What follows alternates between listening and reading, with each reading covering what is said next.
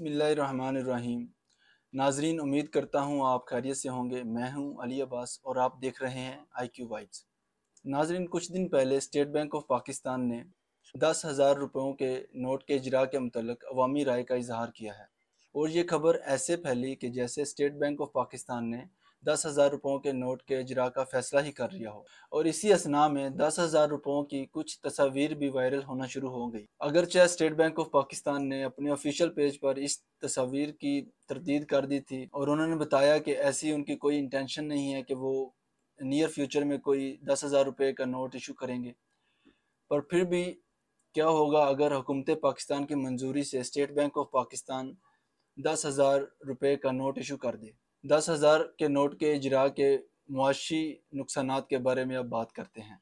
नाजरीन, last time 2002 में 5,000 का नोट जारी किया गया था और इसके जारी होने के बाद पाकिस्तानी करेंसी इतनी डिवैल्यू हुई कि $1 जो पहले 57 रुपये के बराबर था, 5,000 का नोट इशू होने के बाद $1 100 पाकिस्तानी रुपयों के बराबर हो गया। 5,000 के नोट के इजरा से मुल्की कर्जों में बिलियंस ऑफ डॉलर का इजाफा हुआ। नाजरीन, कुछ माहरीन का कहना है कि बड़े नोटों के इजरा से अवाम अपने डेली बेसिस के जो कैश के मसाइल हैं उनको अच्छी तरह से डील आउट कर सकती है। पर यह बात कुछ हद तक तो सही है, लेकिन बड़े नोट्स या ज़्यादा कैश की ज़रूरत ही तब पड़ती है जब आपको आपकी ज़रूरत की अशिया अपनी मुकर्ररा कीमत पर ना मिल रही हो।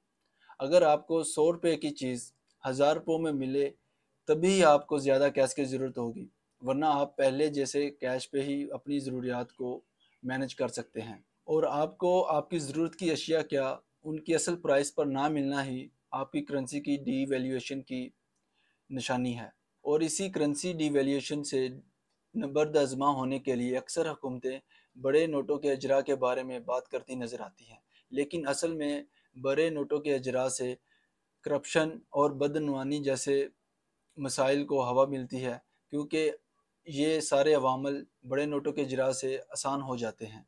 तो अब हम उन अनासर के बारे में बात करेंगे जो करेंसी डीवैल्यूएशन की मेन रीज़न बनते हैं। करेंसी डीवैल्यूएशन की मेन रीज़न में से एक ट्रेड इम्बैलेंस है। ट्रेड इम्बैलेंस को बिजनेस टर्म में ऐसे एक्सप्लेन किया जा सकता है कि आप अपनी कम बरामदात के एवज ज़्यादा तादाद में दरामदात करते हैं और इसी से ट्रेड इम्बैलेंस इंक्रीज़ होता है। नाजरीन, 1971 के बाद से ही, जब से मशरकी पाकिस्तान हमसे अलहदा हुआ है, पाकिस्तान ट्रेड इम्बैलेंस का शिकार रहा है। इसकी मेन रीज़न ये है कि हम ख़ाम चीज़ें जैसे रुई, चावल ख़ाम हालत में एक्सपोर्ट करते हैं और फिनिश गुड्स इंपोर्ट करते हैं जो कि महंगी होती हैं। इसी वजह से हमारा ट्रेड इम्बैलेंस दिन ब दिन बढ़ता जा रहा है।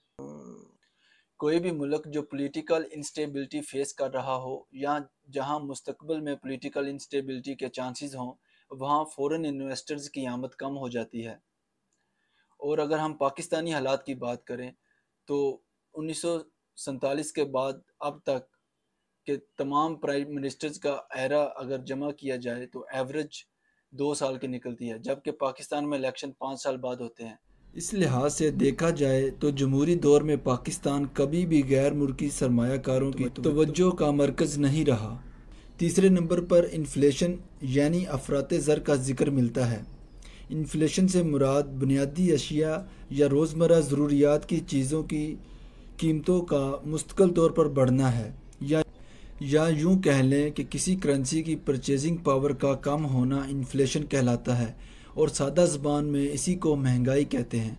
और महंगाई की सूरत हाल से तो आज हर पाकिस्तानी वाकिफ़ है।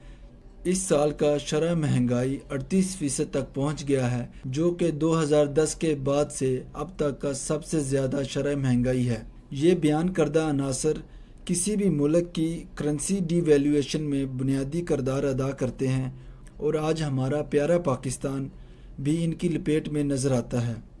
अगर इन तीनों अनासर को समझकर बेहतर ना किया गया तो ये 10,000 के नोट का प्रपोज़ल हकीकत भी बन सकता है। इससे पहले बहुत से ममालिक मसलन ज़िम्बाब्वे, इंडोनेशिया, मेक्सिको और अफ़गानिस्तान ने भी बड़े नोट छापे और इसके बाद इनकी करेंसी की वैल्यू ख़त्म होने की वजह से इनकी मुआशत तबाह हुई। جس سے ان کی معیشت بھی ختم ہو گئی۔ دعا ہے کہ اللہ تعالی ہمارے ملک کو اس سفر کا راہی نہ بنائے۔ ناظرین، اب تک کے لیے اتنا ہی۔ اگر ویڈیو اچھی لگی ہو تو اسے لائک، شیئر اور کمنٹ کریں، اور اس طرح کی مزید دلچسپ ویڈیوز دیکھنے کے لیے ہمارے چینل IQ Vibes کو سبسکرائب کریں۔ شکریہ۔